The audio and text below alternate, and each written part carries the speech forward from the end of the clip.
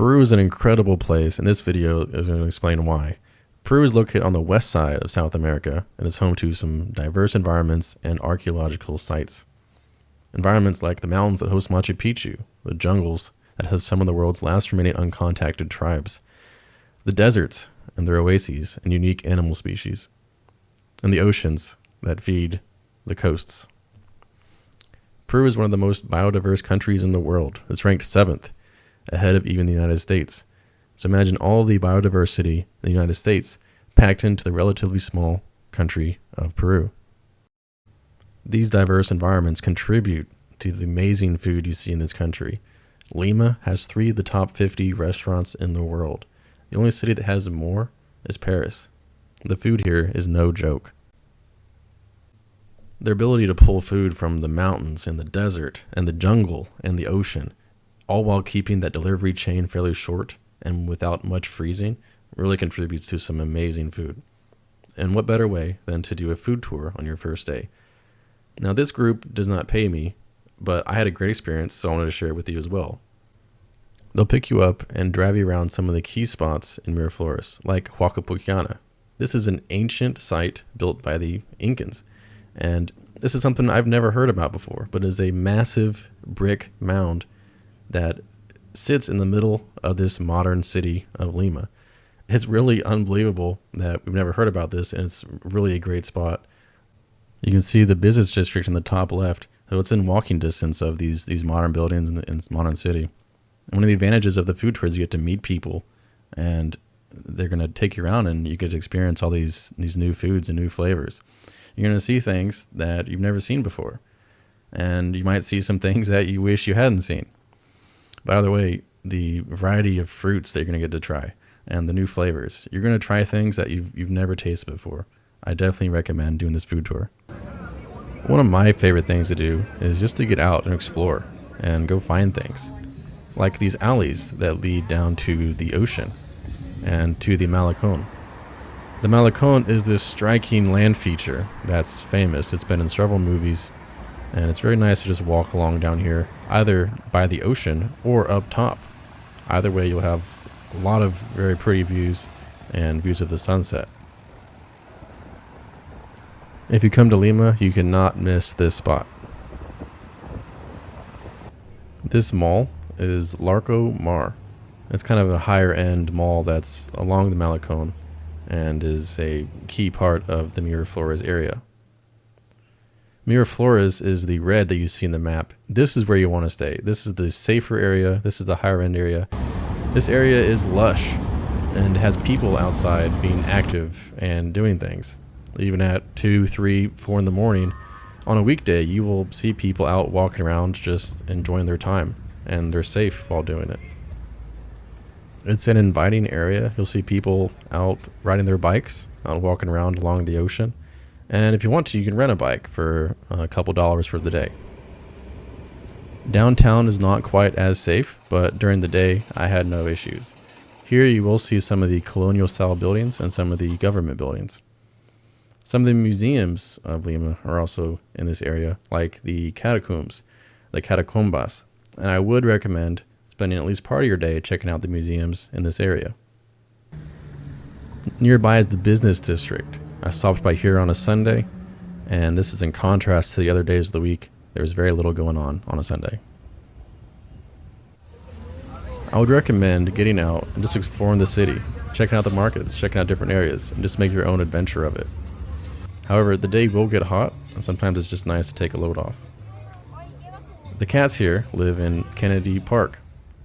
Yes, that John Kennedy. The cats really do live here, and they're taken care of by organizations and more broadly by the community. Kennedy Park is an iconic part of the Miraflores area. It's a very nice place to visit, very vibrant, but it really comes to life at night.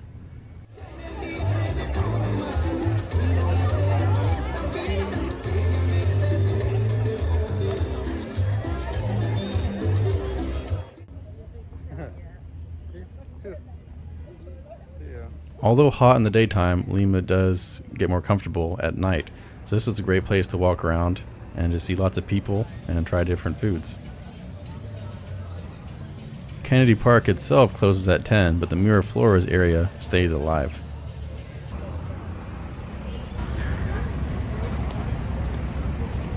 You can see the chessboards they have set up here.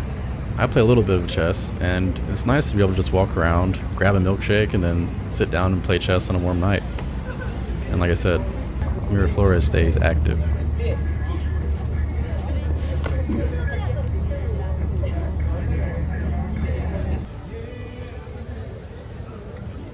And while you're here, might as well grab some souvenirs.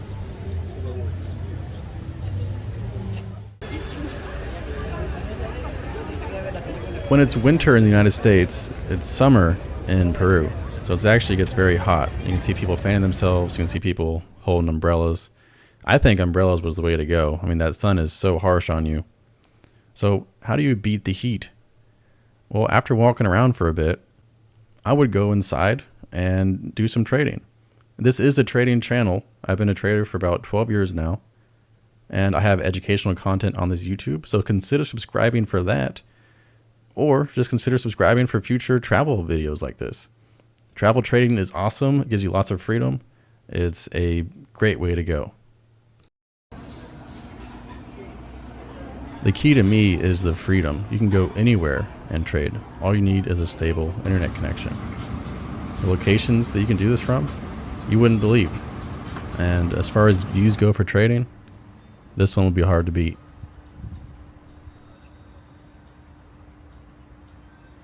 While on the topic of ways to beat the heat, one way is to go into a mall. There's lots of options in Lima, like this one, Centro Comercial Arenales, or the Arenales Mall. This is a Japanese and Korean themed mall. It has 5 or 6 levels, tons of shops, tons of collectibles, things like bubble tea, Pokemon, Yu-Gi-Oh, anime, all that kind of stuff.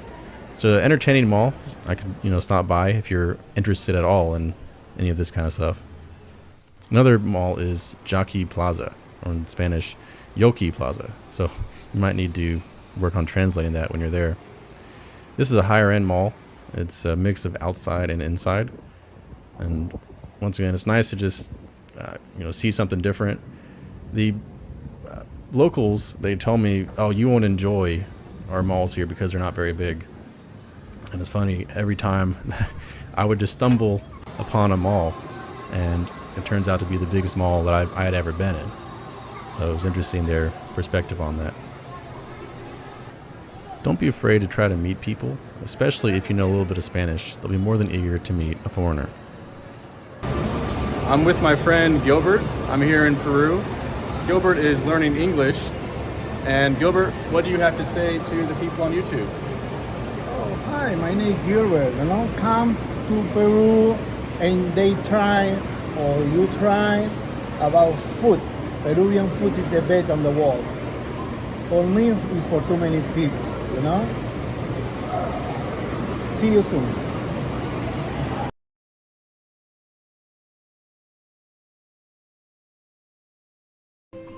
It's the best. I love it.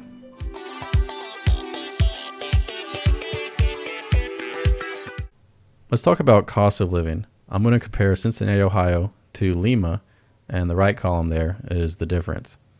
You can see a meal is quite a bit cheaper in Lima. A breakfast or lunch will be around this price for one person. Of course, you can pay more if you'd like to. Dinners would be more expensive. For dinner, you can have the whole range of price. I mean, you can pay $5 for dinner, or you can pay $500. Lima has that full range. Coke, Pepsi, see it's about $1, about half the price. Water is much cheaper, about 60 cents for a water bottle. That's one thing that's nice when you're walking around the city and it's hot, and you can so cheaply grab some water and grab some snacks. You can see utilities a lot cheaper. To keep your house cool, and all the utilities can be about $60 a month. Clothing is about the same. You would think it'd be cheaper, but it's really not. Jeans are even more expensive, but in general, clothes are going to be about the same. Apartments, maybe $600-700 a month. If you want to stay in Miraflores, probably add 25% to that. Do that for all of these numbers, by the way. So maybe $800 for a single bedroom in Miraflores, and that's where you want to stay. So rent cheap, food cheap. Clothing's gonna be about the same. Technology like phones and earbuds gonna be about the same. Cheap utilities, and Uber is very cheap. You do not want to drive in this city. Make sure you're Ubering or using one of the other services. So the videos that I show, I really can't portray how bad the traffic here is, but this is some of the worst traffic in the world. Do not rent a car. Make sure you're Ubering. Ubers are cheap, $3 to $5 for a trip. Most of your trips will be in this range. Some are less. Some are less than $3. The traffic is terrible, but the honking is unbelievable. Look how the cars are honking and no one even turns ahead. It's completely normal for this honking to be like this. And this honking is constant in Lima. Please do not rent a car here. You are not familiar with the laws. You are not familiar with the insane traffic that happens here. Make sure you just come in Uber. It's going to be cheaper and you're going to have a lot more fun on your vacation.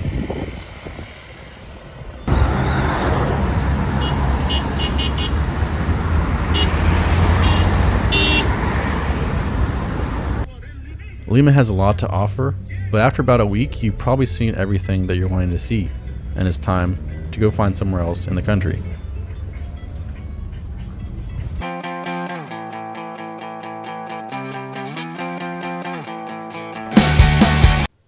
One place that I would recommend checking out is Ica and Huacachina.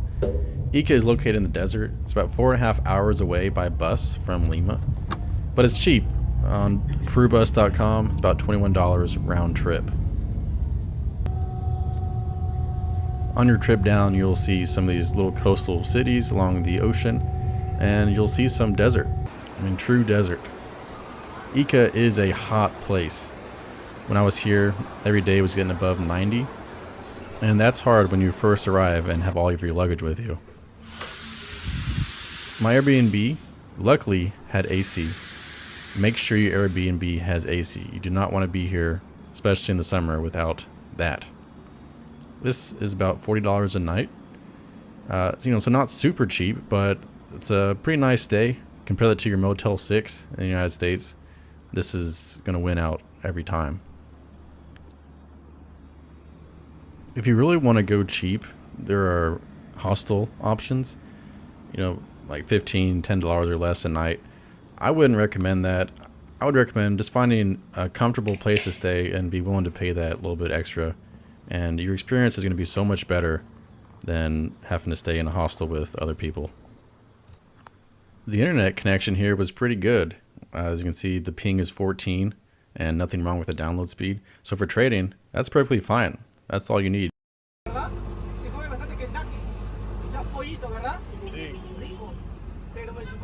So the method of transportation in Ica, they do not use Uber, but they do have motos and taxis. Moto is what I'm in there. It's like a tuk-tuk, and they call it moto. Costs about 6 soles, which is $1.60. So to go about a third or half the city will cost you about $1.60. So it's pretty good. Taxi's more expensive. It does let you be in a car, but they don't have the AC on in the car. They just have the windows down. So it's not really that much colder. I always had a lot more fun just doing the moto, and it's cheaper, and you get to have like the wind in your face. So I preferred that. This is a tambo, that yellow. It's like a gas station, and here, it's all over Peru, so you can grab your water, grab your snacks. It's kind of a reliable stop there. Like I said, if you need to beat the heat some way, go into one of those and get you an ice cream or some water. I do like these tuk-tuks. You can put your arms back and you feel like the king. But just remember, you're not king with him around.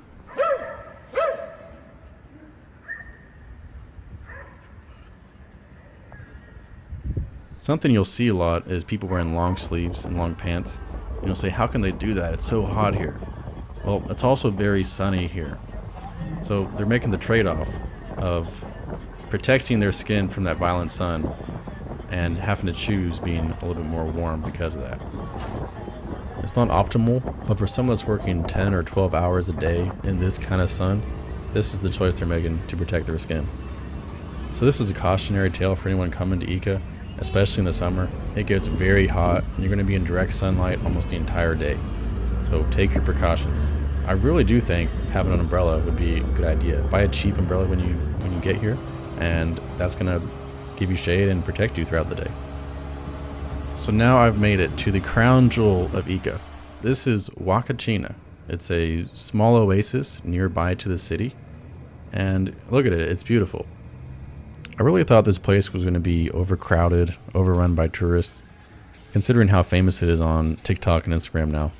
But as you look around, I really didn't see any tourists. I was pretty much the only tourist there, at least this early in the morning. I found this to be a really peaceful spot. It was great to just sit down and, you hear the birds and the insects, watch the wind blow the boats over the lake. For more excitement, you can rent these dune buggies and drive over the dunes. You can even rent a little board and slide down the dunes if you'd like. If you look at the left, you see a line going up the dune, and there's a person walking up that. So that gives you the scale of the size of the dune. I'll play the video again here so you can look at it. These are some pretty large dunes. It's a lot of fun to be out here, but you do not want to be out here midday during the summer. I left by 9 a.m. and I was cooked. I was on fire. It got hot. There are a few restaurants and different places to grab water, ice cream, snacks. So I decided to grab breakfast here, and I got pineapple juice, coffee, and the sandwich for $5.50. That's not too cheap, but consider that the flavors are so much better here. You're actually getting much more, and also consider the location. The drive back costs about 6 or 7 soles, which is about $2, so pretty cheap to get there and to get back. The food. This is my lunch. I actually got a lot more than this. I also got chicken noodle soup, I got more juice, and I got a water bottle. Guess how much this cost? $3.30. I've paid more than that for just a water bottle back in the United States. So the soup, juice, and water bottle, just for $3.30. I was very pleased at how cheap the area was. I was also needing to get a haircut, so I stopped by this place, and Carlos helped me out. He gave me a shave and a haircut for about $8. It was pretty good, and the equivalent in the United States would probably be around $30. Did I mention it gets hot here? It's one thing you can do during the day or at night is go to El Quinde Plaza. It's a nice big mall, and it's open till 10 p.m. every night, so it's a good place if you don't know anywhere else to go. The climate here is perfect for growing grapes. It's dry and hot, and this is the Tecama winery. If you come to Ica, I would strongly recommend taking the tour of this place. It might be about $12, $15 to get the tour, and you also get a wine tasting. So make the trip out to Tecama. When I'm traveling, how do I get data and internet connection on my phone? Well, I use Airalo, and I go to their service, I choose the country I'm in, and I select the data package, and it's pretty cheap, and it's an eSIM, so I just install it right onto my phone. I don't need a physical SIM. If you want to use my code, it's Guy6570. If it's your first time using it, you get $3 off, and then I get $3 off of my next purchase as well, so benefits us both if you'd like to use it. We're in Ica. Let's talk about some things there are to do around here. Nazca is a couple hours away, and it's famous for the Nazca lines, an archaeological site. So these were built by the ancient Nazcans, and these are some geoglyphs that they built, and these are not small. These are about a few hundred yards in size. You can take a flight over it, and you can see the lines. And I haven't done it, but this would be a really cool thing to do. There's also Paracas, which is more of an aquatic environment, so it's different from Ica. And here you're on the coast. Notice how that desert comes right up exactly to the coast. You're going to see some marine life, and there's different kinds of tours and activities you can do out here. I did not personally go to Paracas, but it was well recommended by people. Now, next is Cusco. If you're coming to Peru, Cusco is where most people intend to go. Cusco has the ancient sites like Machu Picchu and Sacsayhuaman.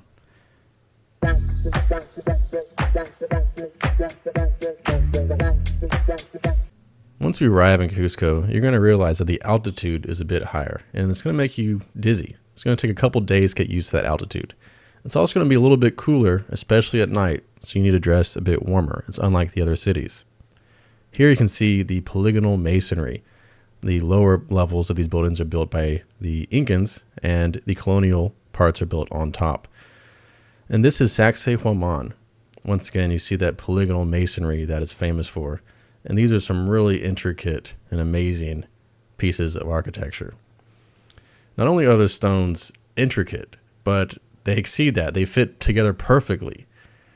Not only do they fit together perfectly, but the stones are massive. And here's me for scale. So the ancient Incans moved these massive stones into place and fit them perfectly like this. You might be familiar with the show Ancient Aliens. A lot of the pieces from that show are from Peru. And the show claims that it was aliens that had created these sites. How do we know it's people? Well, we know that humans made this because when archaeologists were investigating between the stones, they found hands, human hands, that had gotten stuck there once the stones were set in place. So you can grab some souvenirs while you're in Cusco. I grabbed this poncho. I also brought my rain poncho because it does rain here, unlike Lima and Ica. And it is mountainous terrain, which contributes to the food being a little bit different from Lima. Less ocean, more mountain. The food is a little bit more bonier. The meat has a little more bone in it usually. But it's just as good. It's still going to have these unique flavors. And also, unique food is cuy, or guinea pig. So if you see a cage of guinea pigs and you say, oh, how cute, they have little pets out here. Well, maybe not. The big attraction of Peru is Machu Picchu. It's the 7th wonder of the world. It's a city built on top of a mountain, and try to get tickets 2 months in advance as they fill up quickly. There's also other attractions like Rainbow Mountain. Unfortunately, it's not quite as bright in real life, although still consider going and seeing it. To return back to your home country, most people will first head back to Lima. And this is the Airbnb I used in Lima. It's about $45 a night. And once again, compare that to the stays in the United States. This is a pretty good price. If someone plans on staying for a week or for a month, you'll get discounts even further on that price. It's a decent sized room for the money. A lot of the rooms in Lima have this view where the view is not too bad, but you do see the tops of some ugly roofs, and that's just common, and you can't really escape that.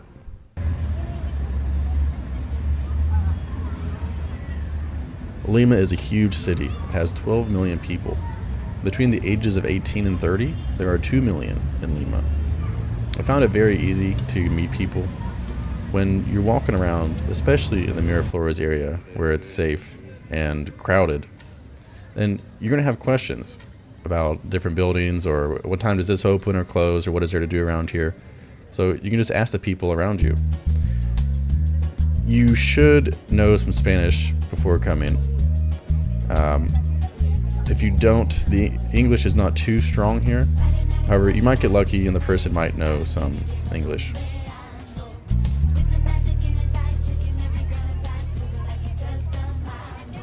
I think about the places I went that aren't seen in this video, or the people that really brought the trip to life.